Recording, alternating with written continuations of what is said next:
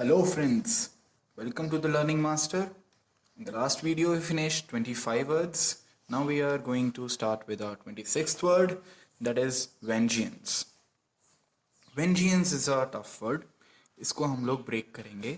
Venge and ENS. ENS को आप normal consider करके छोड़ सकते हो. Venge से आपको क्या याद आ रहा है? Revenge. तो revenge मतलब क्या होता है? Revenge मतलब होता है बदला.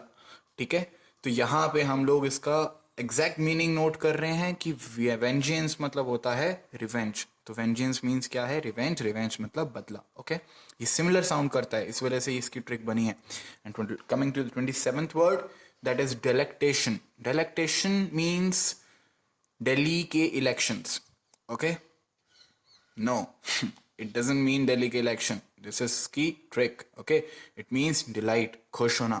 अब इसकी ट्रिक क्या है? डेलेक्टेशन. डेलेक्ट मतलब दिल्ली, दिल्ली, दिल्ली, डिलेक्टेशन. इस तरह से आप इसे पढ़ोगे अगर, तो इसका मीनिंग आएगा, ट्रिक आएगी दिल्ली, और इलेक्टेशन मीन्स दिल्ली के इलेक्शंस.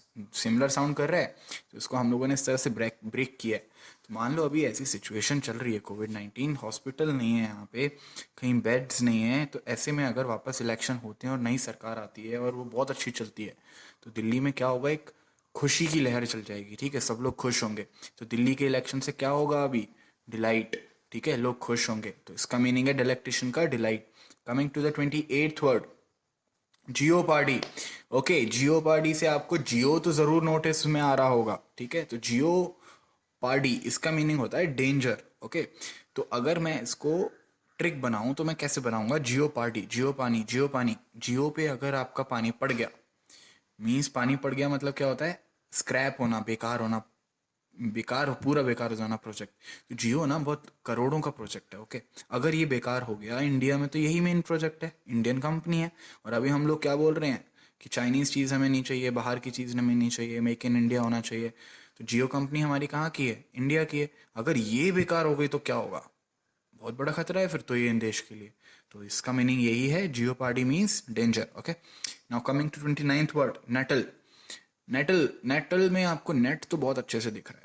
ठीक है, अब आप इमेजिन करो, आप जा रहे हो यार एक रोड से रात को, ठीक है, और आपके ऊपर पड़ गया एक नेट. किसी ने फंसा लिया आपको, एक नेट से जाल डाल के आपको फंसा लिया. अब ऐसे में आप क्या करोगे? हड़बड़ाओगे, आप निकलना चाहोगे. ठीक है, और वहीं पे कोई आके आपको पिन चुबा दे. आप कहोगे ये क्या है? आपको गुस्सा आएगा और वो बोले अरे मैं तो मजाक कर रहा था, मैं तो तेरा दोस्त हूँ, मैं तो तेरा दोस्त हूँ. ठीक है, तो ऐसे में क्या है, ये चीज़ आपको प्रोवोक करेगी. प्रोवोक करना मतलब ये उकसाएगी आपको गुस्सा करने के लिए. ठीक है, और आप अपसेट मतलब आप नाराज हो जाओगे उससे कि यार क्या ये, क्या मजाक होता है क्या कोई? ठीक है, तो this is the thing, nettle means upset and provoke. Now coming to the 30th word, that's the last word, rattle.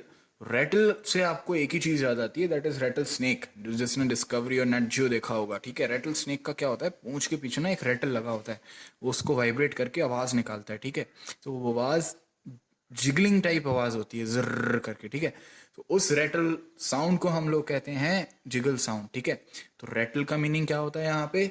Jiggle.